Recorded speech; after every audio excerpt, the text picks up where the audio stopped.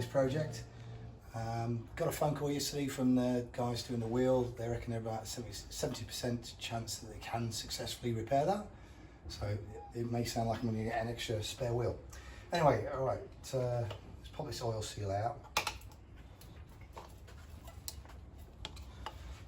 Easier said than done. Let's figure out something that's going to yoink that out. There you go. Just needed a bigger screwdriver to open.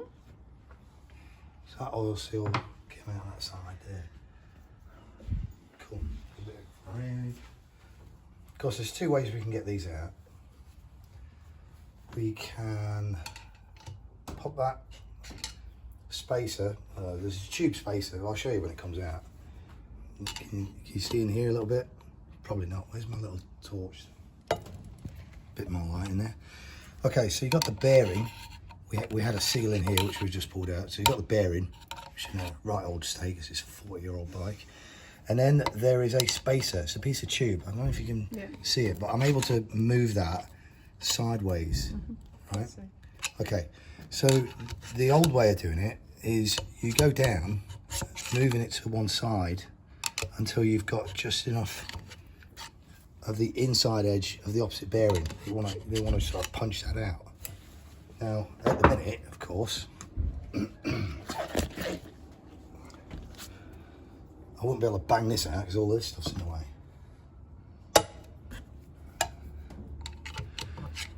in theory, I should be able to get onto, just lever that tube enough. Let's see if I get a punch. Yeah. And then I got to move the tube back. There you go, I just felt it move.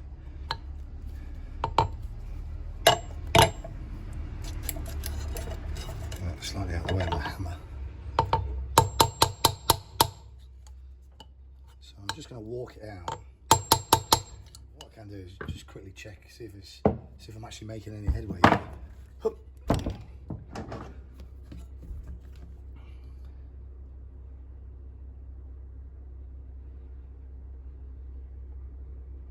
See, I can see a small gap opening up between there and there. So it is starting to walk its way out. Okay, so the alternative method, that's usually a little bit quicker and easier.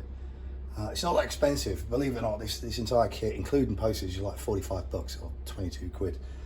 And it's what you call a blind bearing puller. I guarantee you now, if you just jumped into Google and typed in blind bearing puller, something like this is going to come up.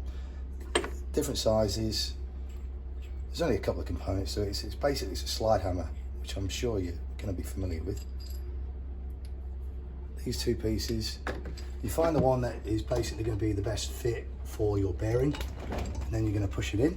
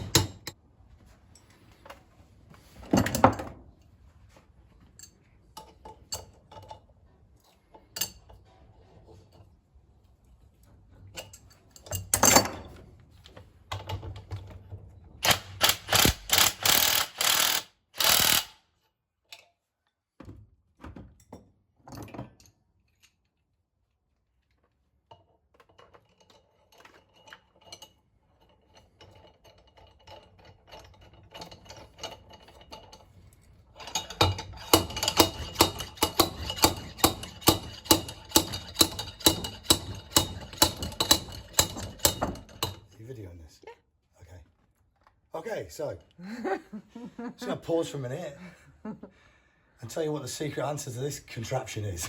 Wife. The wife, yes, well done, darling. All right, so never used a blind bearing puller before. I've always done it the old-fashioned way with the hammer and a drift from the other side. However, I like watching a bit of YouTube. I saw a fella doing this the other day and I thought, I've been doing it the hard way. This looks really easy. And to be fair, this is a much easier way of doing it. once you figure it out, now, they come in different sizes. The one that we've currently got fitted, I couldn't get it in. It's like really, really tight. So I went for the one that did fit. And every time I tightened it up and splayed it out, as you can see here, the way that it's splayed out, I'll just take the strain back off of that. So this pin gets driven into here, which causes the ends to splay out. So they start off small enough to go into the bearing, to the inner inside part of the bearing, and then they splay out when you screw this up, so that this very outer edge, this very fine lip, is hooking behind the bearing. Anyway, I couldn't get that one in, so I went down to this size, and every time I tried yanking on it with the slide hammer, which you'll see in a sec, it just kept sliding out, which obviously is no use at all. Just pack this away. I don't like having my tools out. Really? Yeah, really. You know me. Cheeky bigger. Very simple bits and pieces, different sizes. The problem was I couldn't get the correct size to fit. They're very, very stiff. When you're trying to squeeze them, it's not so easy, but they're a little bit too fat to go in uncompressed. However, my beautiful wife came up with an amazing suggestion. It's probably not amazing to the rest of you guys at home, but to me, because I'm an idiot, it's quite amazing. Bit of a revelation, really. So she says, why don't you put a Jubilee clip on it, tighten that up to compress it, then slide it in, then wind off the Jubilee clip. Yeah, she's giving herself a round of applause now. Wind off the Jubilee clip, then tighten this as it should be, and extract the bearing. How much easier is that? Well done, darling. You're welcome. Thank you.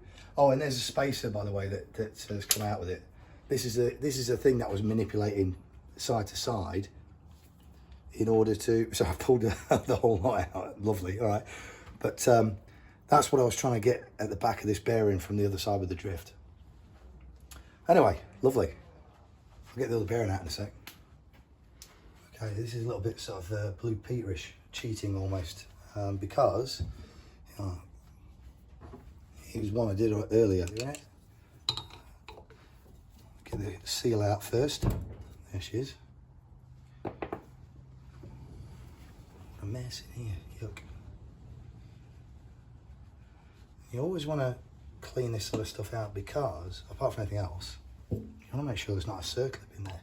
Some of these do have a circlip. You've got a seal, then a circlip, and then you've got the bearing. You don't want to be pulling against a bloody circlip.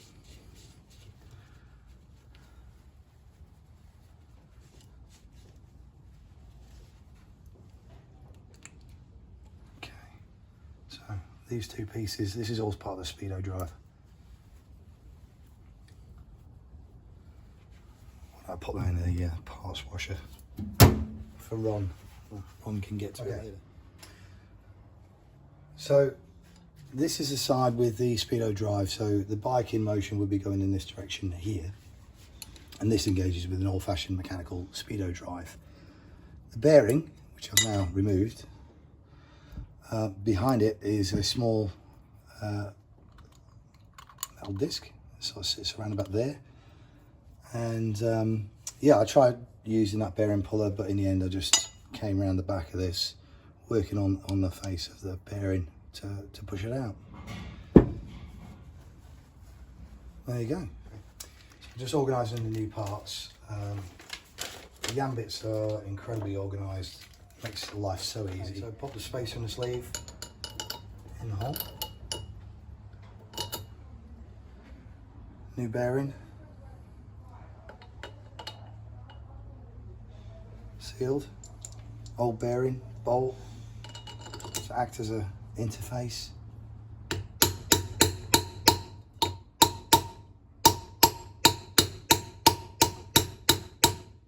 you're driving it in, you're going to hear and feel it's going to meet resistance. Sound changes completely. That's that. It's even all the way around, which it is, nice and square. Job done. Speedo gear drive. spacer, new oil seal,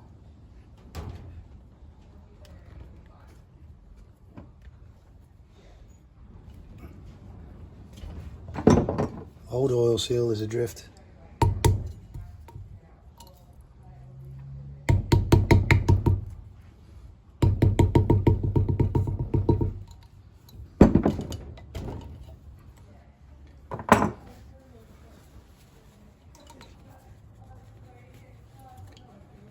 I'll wipe over. Job done, other side. Note my space has fallen out, but anyway, it doesn't really matter. Just make sure it seats into that little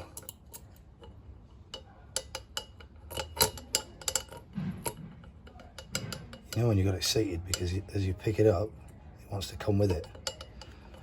Anyway, that's there.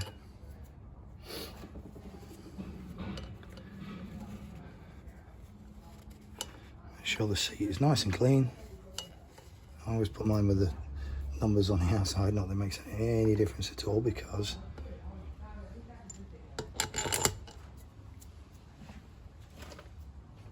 it's identical.